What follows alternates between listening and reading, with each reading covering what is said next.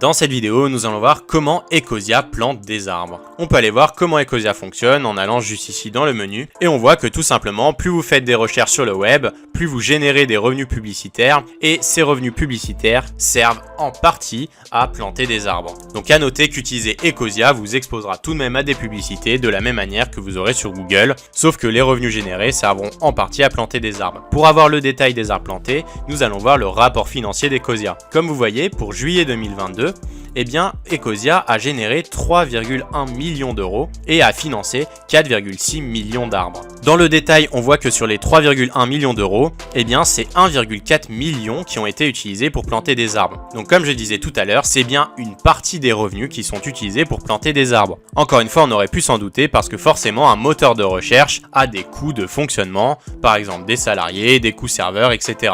Et d'ailleurs, c'est détaillé juste ici avec les impôts, les coûts d'exploitation, mais également des coûts marketing.